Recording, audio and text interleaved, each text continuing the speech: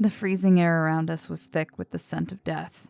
Surrounded by a ring of hanging bodies, I could hear the whistle of wind and the creak of tree branches as they struggled to hold the weight of the swaying corpses. Their faces, some fixed in a permanent scream of terror, shined in the glow of my flashlight with a milk-white stare. We couldn't save the Rangers. We couldn't save our friend. Something got them. All of them. Daniel whimpered quietly. In the moonlight, I could see his dark eyes welling up with tears as we both realized the horrible truth. We were too late. My chest was tight, filled with a mixture of despair and pure rage. Even after our best attempts, we didn't do enough. The blood was still fresh, dripping into the snow. If we had been just a little bit quicker, then maybe... I grabbed my backpack, holding it tightly in both hands, and threw it down into the snow with a frustrated yell. Furious, I stomped back and forth with tears running down my face until I couldn't hold the anger in anymore. I kicked the pack at my feet again and again, picking it up and tossing it away from me just to have something to hit. Daniel tried his best to calm me down, attempting to put his arms around me, but I only pushed him away. I didn't want a hug. I wanted to fucking shoot something. As I tried to hold back the urge to scream, Daniel brought up something even more sickening, even more sad. Which one's Finn? He asked. He sniffled, wiping his nose on his sleeve. I can't leave him here. I want to see him become one of those things. His family should be able to bury him, don't you think? I paused, letting out a shaking breath, and watching it form a cloud of fog in the cold air. He was right. Of all the people lost to this godforsaken chunk of land, Finn didn't deserve to be stuck here forever. Like Jenny. Like Dad. I'll look. I'll look on this side, I said, wiping my face. I marched around the clearing, shining my light up at the stinking corpses that surrounded us. Some were impossible to recognize, their faces mangled or heads completely removed. Others still wore expressions of terror, frozen in time. But none of them, neither in face or in body, reminded me of him. Daniel must have noticed the same thing. I don't see him, he said shakily, stepping around the burn pile. Maybe he's not here. Maybe he ran. Maybe, I whispered, too quiet for Dan to hear. Maybe not. The ground was loose at the edge of the tree line. I could see the bend in the pines as they began to sink into the ground, dipping into another one of those holes that the tunnel system beneath the forest floor was making. I shined my light downward, following the debris from a recent cave-in. I saw something down there. A pair of dirty, black boots. They were connected to a body, sitting slumped against the roots and half hidden by the shadow of the cave's entrance. The body was shivering, breathing, alive. A very quiet voice was calling my name, struggling to speak louder than a whisper. Finn? I called out, beginning to climb down the fallen logs and roots that formed a slope into the tunnel. I caught a bit of wet mud, my foot slipping. Oh, shit. Finn, it's us. We're here. We saw your signal. I heard a cough from down below and a shaky, wheezing breath. As I approached, I shined my light on Finn's face. Dear Lord, He was burned. One half of his jaw, neck, and his shoulder had melted away, all the way down to the elbow. His skin was bloody and twisted, steam still rising from his wounds. He was recognizable. Still had both eyes, a nose, most of his lips. But I could hardly imagine how much it must have hurt. He looked at me, blinking wearily and forcing a tiny smirk on the one unaffected side of his face. Took you long enough. He forced the words out, slowly extending his uninjured arm so that I could help him stand. It took a couple tries, but finally he got to his feet, shivering and curling his half-burned arm up against his chest. Every move he made was tender and careful. I went ahead of him, stepping onto the dirt piles and roots so that I could help drag him up with me. Daniel was already reaching into his pack to grab a length of rope, tossing it down so that I could tie it around Finn's waist and keep him steady. Between the two of us, we managed to get him up to the surface, where he staggered and pressed his back into the trunk of a tree. Take a break. Daniel told him softly, searching my pack for bandages. Wouldn't do much, but we could at least cover the worst of the burns. His hands were shaking the whole time. He never was very good around blood. Shit, man, what the hell happened to you? Finn was still catching his breath, voice dry and pained. I handed him a bottle of water, and then opened it up for him after he struggled to get the cap off. He took a small sip, hissing in pain and putting his hand up to his neck to touch the raw, burned muscle. We managed to capture a dozen of them. Maybe more. Figured the only way to get rid of them for good was to burn them. So we made a pile. He looked over at the stinking mass of dead, charred flesh, while Dan got busy wrapping up his arm. Something else found us, though. It was huge. Not the elk. Something else. Something new. It came from underground. My heart sank, my stomach churning with a wave of nausea. That thing I heard below us, those heavy motions in the earth as we circled the cave-in, whatever killed the Rangers was right below us that whole time, and Daniel and I never even knew. It killed them, one by one. Finn continued, trembling like a leaf in the wind. It ate some parts, threw some in the fire, tossed me in too. I doused myself in the snow and managed to hide, but the others didn't make it. No one made it. We all went silent, the three of us. And then Daniel asked a question that was on both of our minds. Only I was too scared to ask. What was it? Finn's eyes were wide and fearful, reflecting the moon's light. He swallowed, speaking up in a hoarse whisper. Something we've been studying for a while now. They've been calling it the Hydra. If you saw it, you'd know why. A chill ran up my spine, separate from the winter cold. I put a hand on Finn's good arm and pulled him away from the tree, gently coaxing him to follow. Let's hope we don't see it then. Come on, we have to get out of here. Something's gonna smell all this blood. Finn, can you walk? Our friend was staggering clumsily along, but he nodded his head once he got his feet under him and began to march beside me.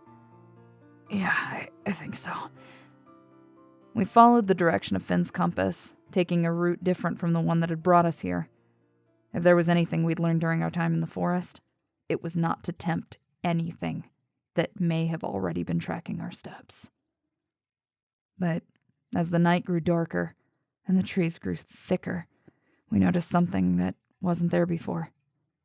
A light Ahead of us, emanating from the ground in a giant, pulsating glow, was that magenta-colored light we had all seen from a distance.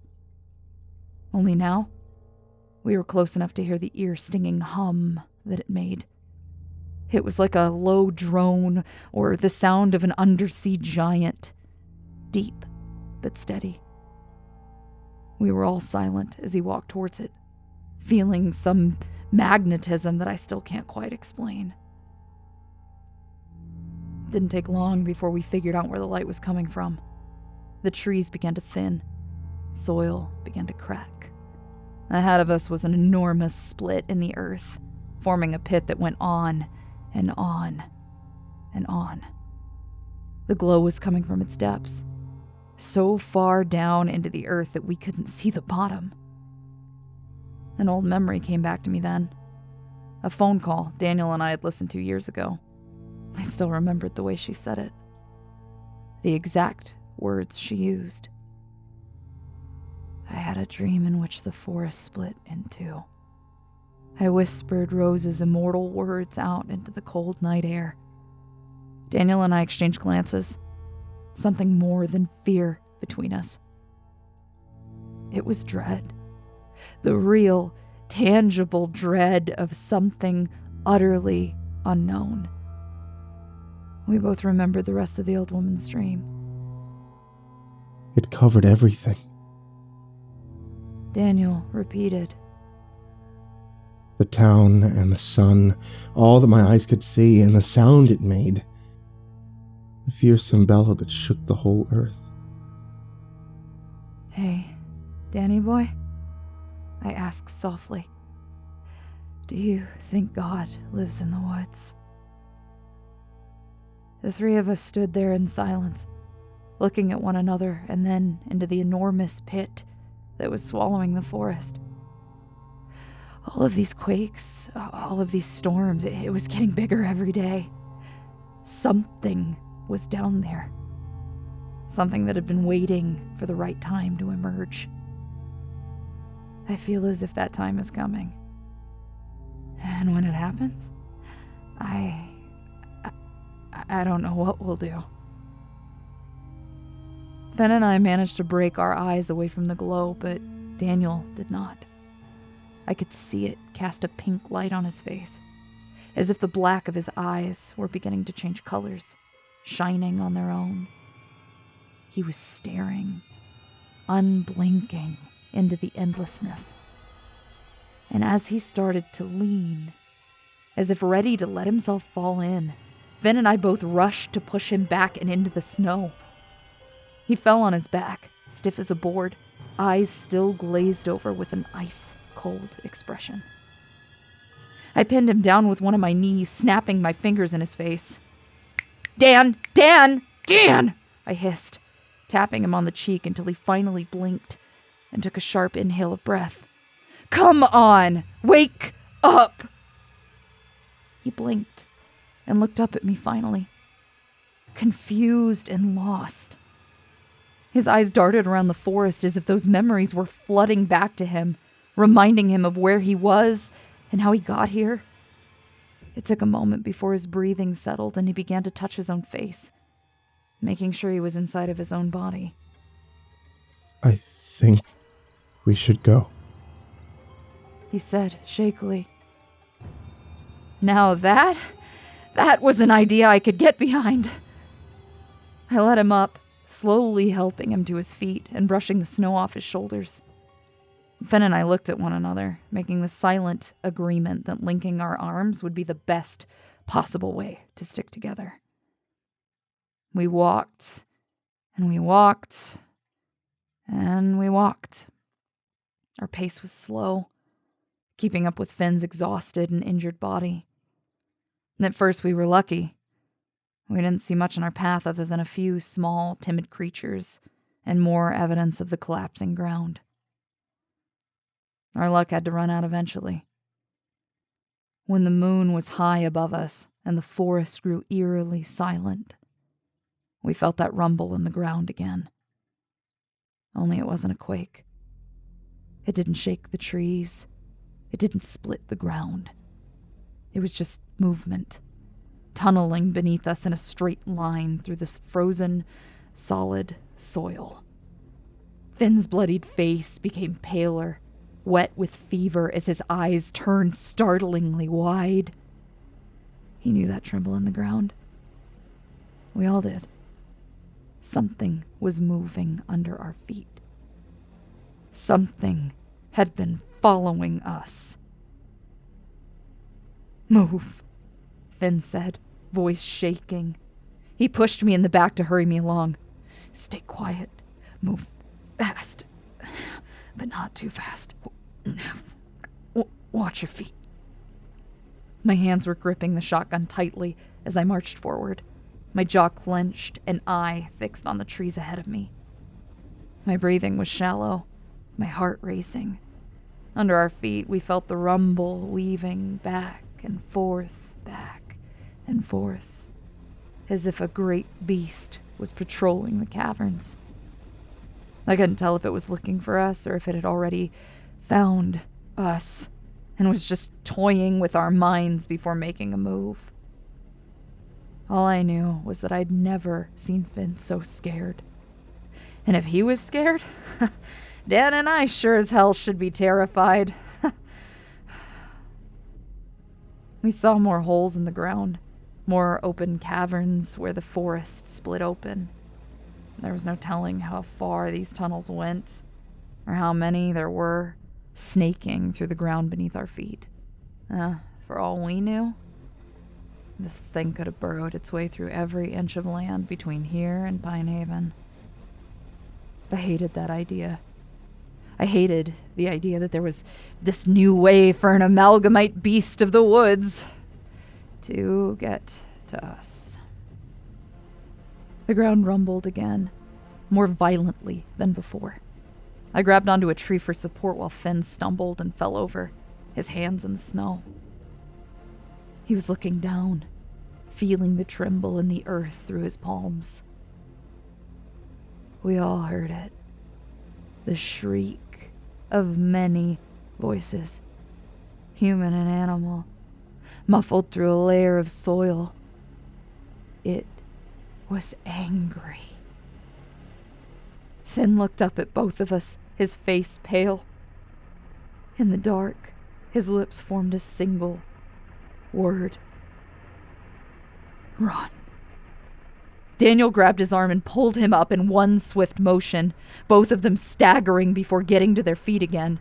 The three of us abandoned all subtlety and began to race through the trees, my shotgun in hand the whole time. Every few steps, it seemed as though we were faltered by another quake in the ground. Something was right below us, trying to dig its way through. Its screams were blood-curdling, like the tormented yell of human voices mixed with the howl of wolves and the deep bellow of a cow. I didn't want to know what kind of a vision went with that sound. To my right, I could see a mound of dirt and leaning trees, another hole in the earth. And from its depth, I saw the brief hint of rotten, fleshy limbs trying to claw their way out. Something was coming out of the ground. Something huge. I felt Daniel's hand grip my arm as he pulled me away from the shifting earth. The screams got louder, more furious, as something heavy fell into the snow and began to run behind us with the footfalls of over a dozen different limbs. I made the mistake of looking back at the Hydra only once. It was a horrendous mass of dead flesh, piled up on top of a blob-like body with hooves, arms, and legs sticking out in each direction as if they'd been melted together. It was covered in veins, pustules, and gaping mouths full of human and animal teeth. All were dripping with bits of flesh and blood from its recent meal. Atop the body were human torsos, stacked with one coming out of the other in a tall spire that reached up into the trees like branches. They were all screaming, mouths impossibly wide, ghostly white eyes shining in the darkness, arms flailing. I think I recognize some of them. Those missing people. The ones who floated into the woods when the fog rolled in. Dear God. They'd all fused together like some sort of grotesque centipede. Big Boy was bad to look at, sure. But a flesh centipede? I had decided right then and there that flesh centipede, holy shit, was way fucking worse. Don't look, just go. Finn was screaming, noticing the way my fear distracted me. He wasn't faring much better, however, holding his arm up to his chest as he struggled to keep running. I watched his feet falter. He was stumbling, falling to his knees, and failing to get himself back up. Daniel let go of my arm and ran back, pulling Finn back up to his feet. The Hydra was gaining on us, its many legs pushing it along and breaking trees that were in its way. It snapped them like toothpicks. I stopped and took up my shotgun, pointing it at one of the torsos near the top. A single shot rang out, hitting dead flesh with a disgusting burst of dark, rotten blood. But the beast didn't even slow. Up! Get up! I screamed, trying to help Dan get Finn to his feet. We had come all this way out for him. I was not going to just leave his ass behind. But the new amalgamite was gaining. I had to do something, and it had to be done real fucking quick. And then I remembered what the Rangers were coming out to do. To set the beasts on fire. Finn, where's your flare gun? I yelled in a panic. I don't know, I think... Finn, where the fuck is it? It's in my pack. Left side. I didn't think, I just moved. I tore the pack off Finn's shoulder and dug through it as quickly as I could, pulling out the flare gun and pointing it up at the beast.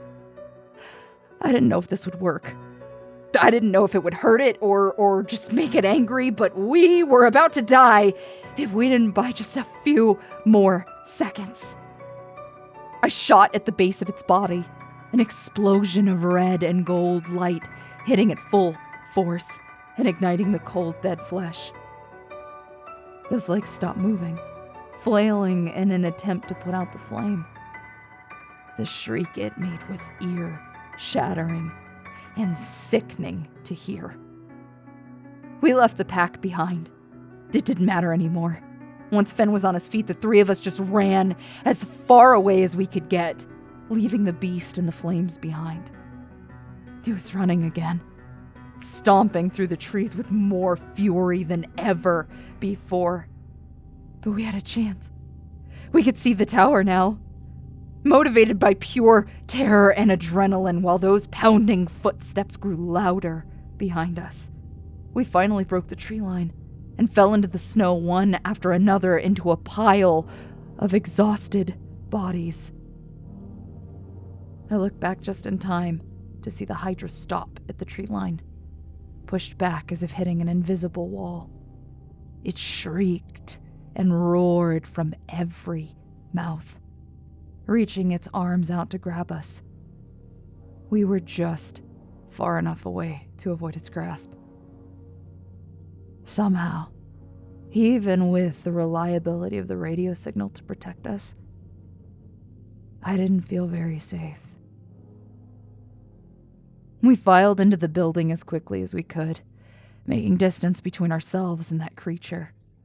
When we got upstairs, I did the only thing that felt right.